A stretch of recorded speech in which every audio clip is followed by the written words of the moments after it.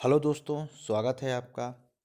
दोस्तों, आज हम पढ़ने वाले हैं महावीर स्वामी जी के बारे में। जी हाँ दोस्तों, आज हम जैन धर्म के बारे में जानेंगे। हम जानेंगे कि महावीर स्वामी या जैन धर्म ने कौन कौन सी ऐसी शिक्षाएं हैं, कौन कौन सी ऐसी मान्यताएं हैं जो जो कि मानव समाज उसे अपना रहा है। ठीक है, जो कि आज भी वो प्रासंगिक है। ठीक है, तो आज इसी टॉपिक पे जो है बात होगी, और बात होगी महावीर स्वामी से संबंधित, उनके जीवन से संबंधित। और इसके अलावा हम ये देखेंगे कि कौन कौन से प्रश्न जो है यहाँ से निकल कर आते हैं। चलिए दोस्तों, फिर हम शुरू करते हैं। दोस्तों, जो इस चैनल पे अभी नया है या पहली बार इसको देख रहा है और चैनल सब्सक्राइब अभी तक नहीं किया है, वो जल्द से जल्द चैनल सब्सक्राइब करें, जिससे मेरे द्वारा बनाए जा रहे वीडियो का नोटिफिकेशन आपके पास तुरंत पहुँचे। चलिए दोस्तों, हम शुरू कर लेते हैं जैन धर्म। सबसे पहले दोस्तों, इसके पहले थोड़ा हम देख लेते हैं जो भारतीय दर्शन है, यहाँ से प्रश्न पूछे जाते हैं। क्योंकि हाल ही में मध्य प्रदेश पीसीएस का जो है सिलेबस, प्री का हो या मेंस का हो, चेंज हुआ है, परिवर्तन हुआ है। तो उस दृष्टि से ये इम्पोर्टेंट है। इसके अलावा दोस्तों, जो और अदर पीसीएस एग्ज़ाम होते हैं या इसके अलावा जो और अदर एग्ज़ाम होते हैं, उसमें भी ये प्रश्न जो है पूछे जाते हैं। तो हम एक बार इसको देख लेते हैं। काफ़ी महत्वपूर्ण है, आए भी हुए हैं। तो जो ये दर्शन है, ये प्रतिपादक है, किसने प्रतिपादित किया इसको? तो जैसे सांख्य दर्शन है, इसको कपिल मुनि ने प्रतिपादित किया है। किसने किया है? कपिल मुनि जी ने जिसको प्रतिपादित किया है। इसके बाद क्या है? योग दर्शन। योग दर्शन को जो है पतंजलि जी ने प्रतिपादित किया है।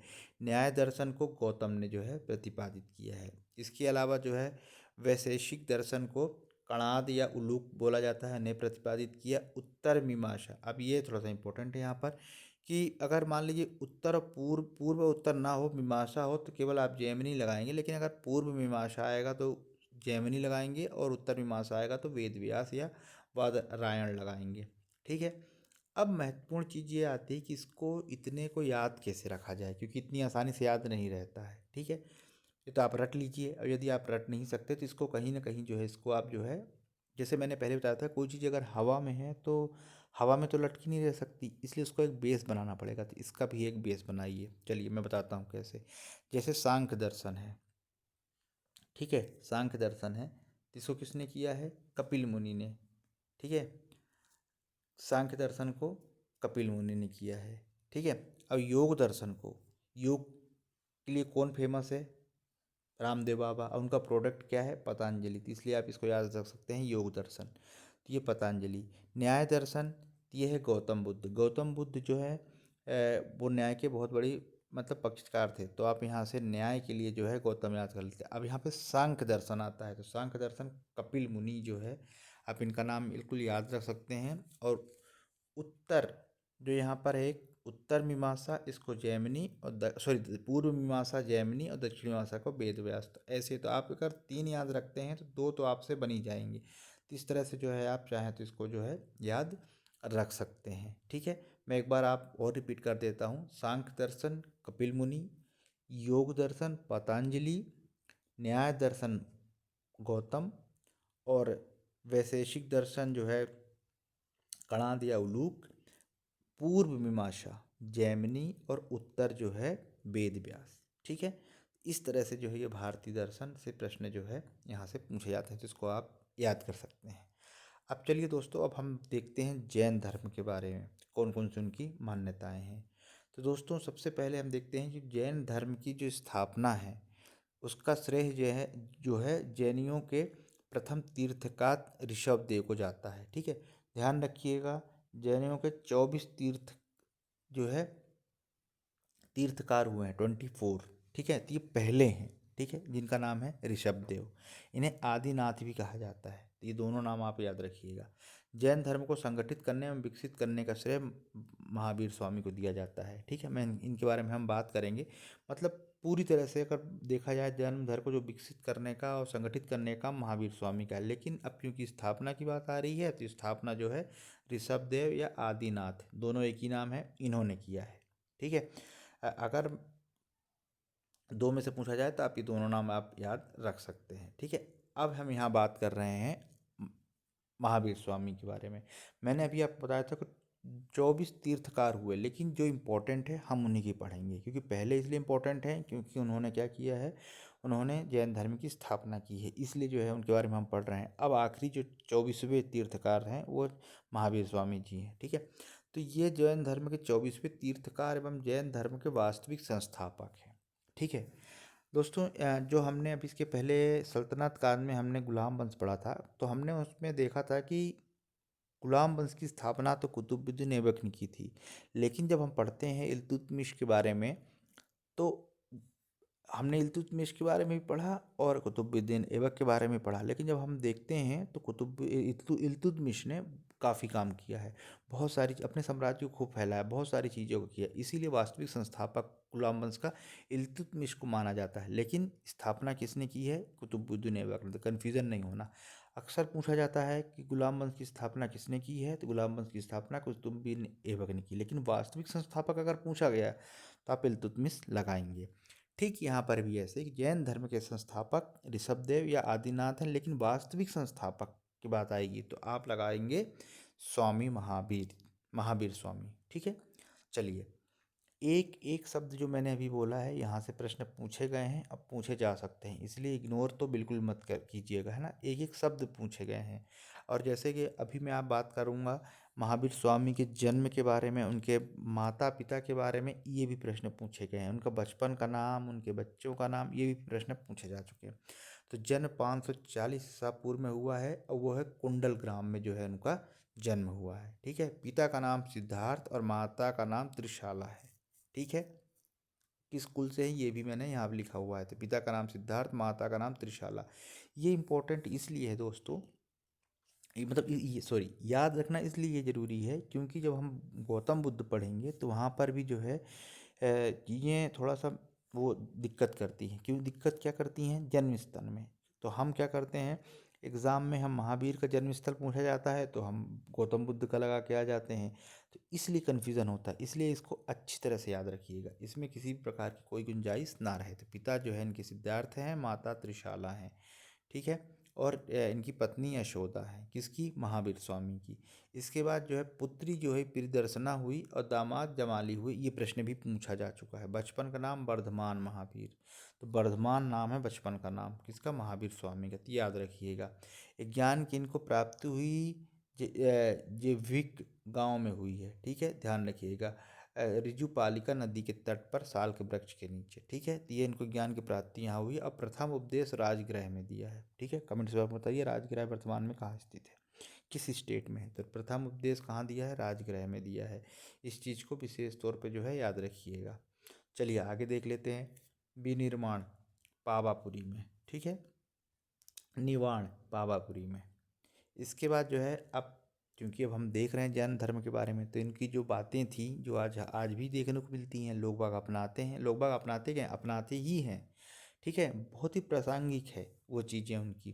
ठीक, तो जैन धर्म के 5 महाव्रत कौन कौन से हैं? तो वे प्रश्न पूछा जा सकता है कि जैन धर्म में कितने महाव्रत हैं? तो 5 हैं। 5 कौन कौन से हैं? हम वन बाय वन करके इनको देखते हैं। तो पहला है अहिंसा। पहला कौन सा है? अहिंसा, यानी जीव की हिंसा ना करना। ये सबसे इम्पोर्टेंट चीज़ जैन धर्म की में कही गई है। ठीक है, कि हिंसा नहीं करना है। आप देखेंगे कि ये जो खेतों की जुताई होती है इसका भी विरोध करते हैं। इनको ऐसा लगता है कि कोई ना कोई जीव जंतु मारा जाएगा, तो इसलिए सबसे ज़्यादा जो है ये जैन धर्म में बल दिया गया है, जीव की हिंसा ना करना सबसे ज़्यादा बल दिया गया है। ठीक है, तो इस चीज़ को आप ध्यान रखिएगा। अहिंसा, अहिंसा सबसे ज़्यादा जो है इम्पोर्टेंट चीज़ है। ठीक है, हम अभी महावीर स्वामी के बाद जो अगला वीडियो आएगा वो गौतम बुद्ध के ऊपर आएगा, और साथ में फिर हम महावीर स्वामी मतलब जैन धर्म और बौद्ध धर्म की तुलना करेंगे। ठीक है, समानताएं भी देखेंगे, असमानताएं देखेंगे, और यहीं से प्रश्न बनेगा, ये भी आपको बता दूं। ठीक है, तो जैन धर्म के जो 5 महाव्रत हैं उसमें पहला है अहिंसा, यानी जीव की हिंसा ना करना, सत्य, सदा सत्य बोलना।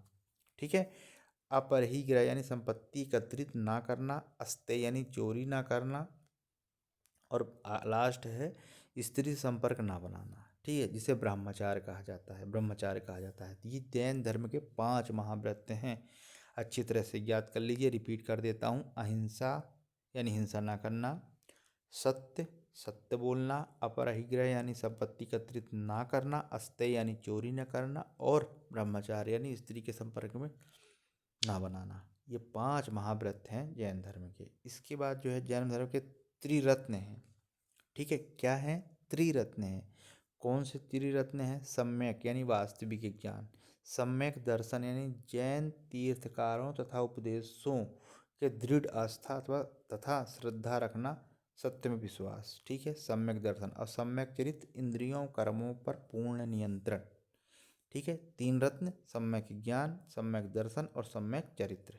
ठीक, ये 3 जो है त्रिरत्न है। अब इनकी मान्यताएं क्या हैं? जैन धर्म की क्या मान्यताएं हैं जिसके लोग आज फॉलो करते हैं? तो दोस्तों, जैन धर्म की सबसे पहली मान्यता है अहिंसा पर विशेष बल दिया। ठीक है, अब प्रश्न देखो कैसे आता है।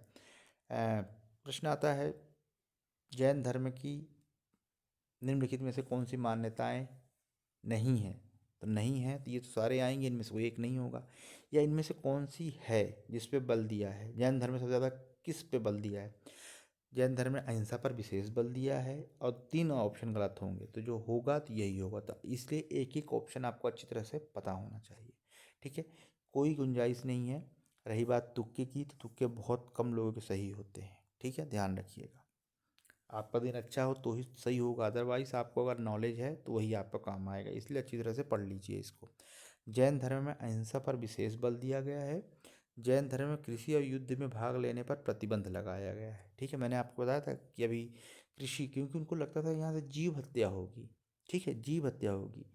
ठीक है, छोटे छोटे जो कीड़े मकोड़े मरेंगे, तो वही तो अहिंसा है, सॉरी हिंसा है। तो अहिंसा पर इन्होंने बल दिया है, यानी कृषि और युद्ध में भाग नहीं लेना, प्रतिबंध लगाया है ना, अहिंसा के कारण। तो अहिंसा पर विशेष बल दिया है।